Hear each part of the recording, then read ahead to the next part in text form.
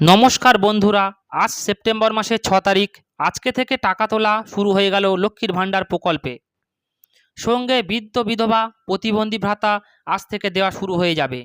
যারা এখনও পর্যন্ত লক্ষ্মীর ভাণ্ডারের টাকা পায়নি, কালকে কোন কোন জেলায় টাকা দেওয়া হবে জানিয়ে দিল নবান্ন। আজকে টাকা ছেড়ে দেওয়া হয়েছে। আপনারা অনেক দিন ধরে ভাবছেন লক্ষ্মীর ভাণ্ডার প্রকল্প বন্ধ হয়ে যাবে। না, এটা একদম ভুল কথা। আপনারা কিন্তু আজ থেকে টাকা পেতে চলেছেন। এখনও যদি আপনারা টাকা নাও পান, তাহলে অপেক্ষা করুন, কালকে আপনাদের অ্যাকাউন্টে টাকা চলে আসবে। চলুন বন্ধুরা, আজকে জেনে নেওয়া যাক কোন কোন জেলায় টাকা দেওয়া হয়েছে আর কোন কোন জেলায় টাকা দেওয়া হবে। বন্ধুরা, আজকে কিন্তু খুব বড় গুড নিউজ। আপনারা বুঝতে পাচ্ছেন, লক্ষ্মীর ভাণ্ডার প্রকল্পের যারা টাকা দেবে না বলে ভাবছিলেন, আপনাদের চিন্তার অবসান ঘটিয়ে অবশেষে লক্ষ্মীর ভাণ্ডারের টাকা ঢুকে গেল ব্যাংক অ্যাকাউন্টে।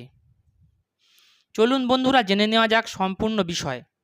ভিডিওটি যদি ভালো লাগে, চ্যানেলটিকে একটি সাবস্ক্রাইব করে দেবেন। বন্ধুরা, কোন কোন জেলায় আগে টাকা দেওয়া শুরু হয়েছে?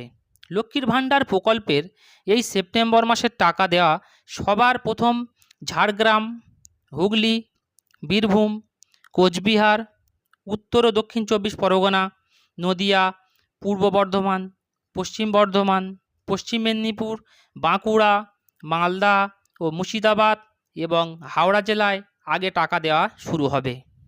তো বন্ধুরা, ভিডিওটি এই পর্যন্ত।